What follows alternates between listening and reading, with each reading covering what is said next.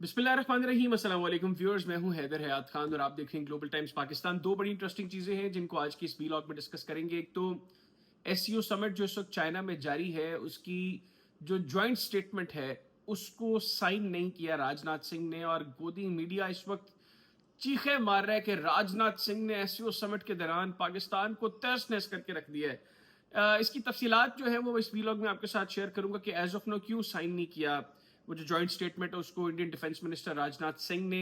और दूसरा, प्रवीण सानी साहब ने एक मतलब फिर ऑपरेशन सिंदूर का जिक्र किया है और किन अल्फाज में किया है, किस तरह किया है, उसकी तफसीलात भी इस व्लॉग में आपके साथ शेयर करूंगा। आगाज करते हैं जो एससीओ समिट में एज ऑफ नो अभी तक की जो अपडेट्स हैं, एज ऑफ नो अभी तक की जो रिपोर्ट्स हैं, वो आपके साथ शेयर करता हूँ। अभी तो एक ये बड़ी खबर है कि इंडिया ने जो जॉइंट स्टेटमेंट है उसको साइन नहीं किया, इनकार किया है। और उससे पहले बड़ी बातें हुई जो राजनाथ सिंह ने तकरीर की जी कि राजनाथ सिंह ने पाकिस्तान को लताड़ दिया है। इस तकरीर के अंदर उसने पाकिस्तान को तहस नहस कर दिया, उसने पाकिस्तान में पता नहीं बम गिरा दिए, उसने पाकिस्तान का पर्दा फाश कर दिया, उसने पाकिस्तान का चेहरा बेनकाब कर दिया, पता नहीं क्या क्या बातें इस वक्त भारतीय मीडिया कर रहा है राजनाथ सिंह के हवाले से। जो उसने तकरीर की उसमें क्रॉस बॉर्डर टेररिज्म की बात की, उसने टेरर फंडिंग की जो है वो बात की, फिर उसने पहलगाम वाकया जो है उसको उसने उसके अंदर जिक्र किया उसका। और यही एक रीजन भी है जो टाइम्स ऑफ इंडिया ने भी रिपोर्ट किया कि पहलगाम वाकये के ऊपर कोई बात नहीं है जॉइंट स्टेटमेंट में एससीओ की, जबकि बलूचिस्तान के अंदर दहशतगर्दी की बात है। यानी राजनाथ सिंह कह रहे हैं कि जो हम बलूचिस्तान में हरकतें कर रहे हैं, बलूचिस्तान के अंदर हम जिस तरह दहशतगर्दी कर रहे हैं, इस जॉइंट स्टेटमेंट में उसका जिक्र है और पहलगाम वाकये का जिक्र नहीं है। सबसे पहले तो मैं ये समझता हूँ कि वाकयतन ये ज्यादती है।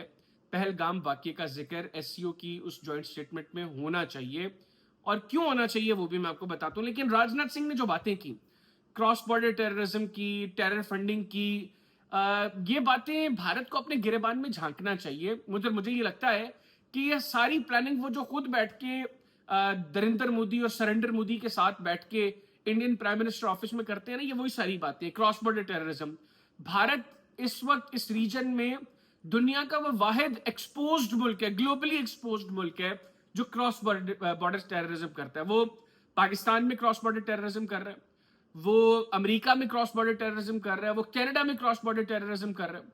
और ये मैं नहीं बात कर रहा, ये तो दुनिया में बुरी तरह एक्सपोज हो गया ना भारत।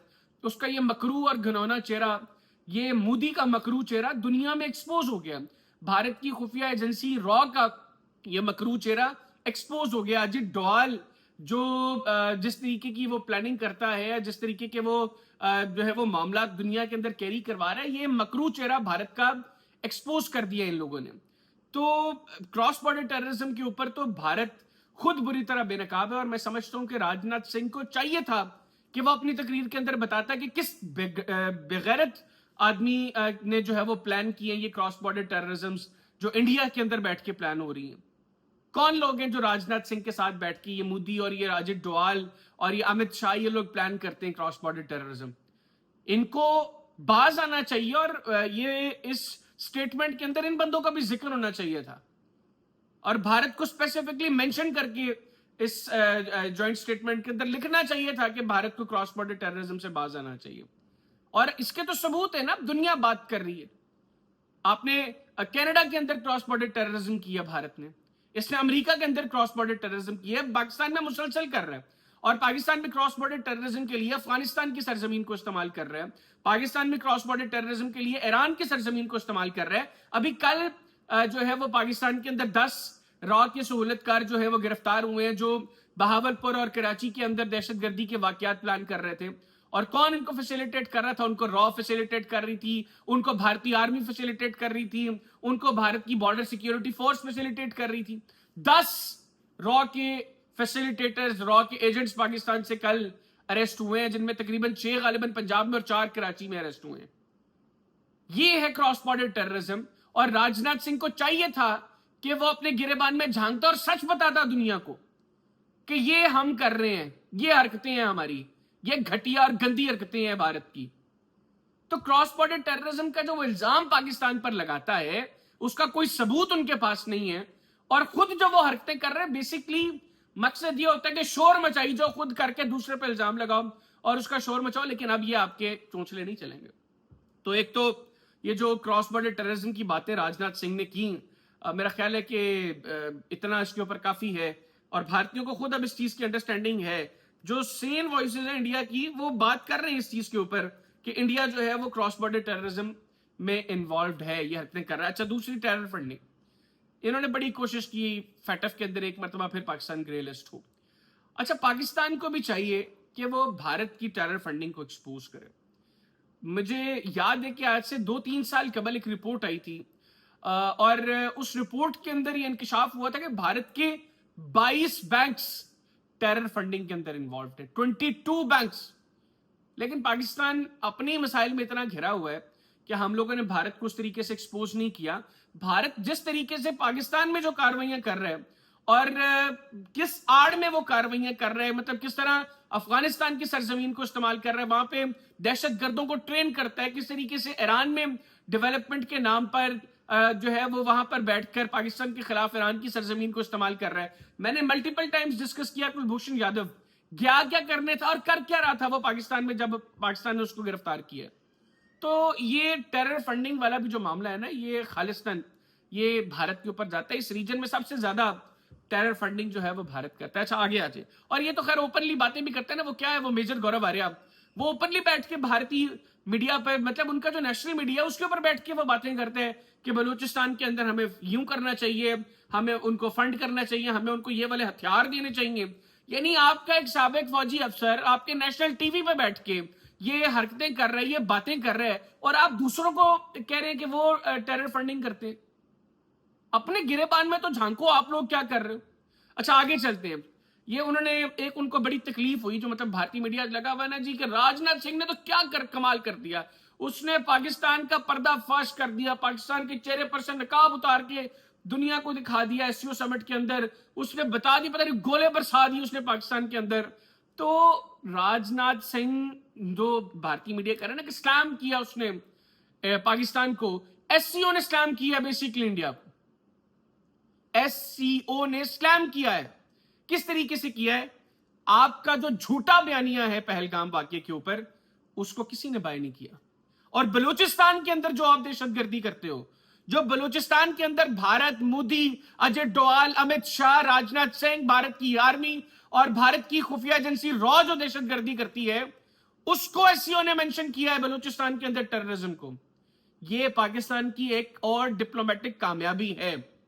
और जो मैंने आगाज में कहा कि पहलगाम वाकये का जिक्र होना चाहिए था, क्योंकि एससीओ को चाहिए था वो फॉल्स फ्लैग ऑपरेशंस के ऊपर भी बात करें, क्योंकि मोदी, अजित डोवाल, अमित शाह, राजनाथ सिंह और उनकी आर्मी के लोग, उनके सीनियर ऑफिशियल्स, वो बैठ के अपने लोगों को मरवा रहे हैं मोदी की सियासत की खातिर।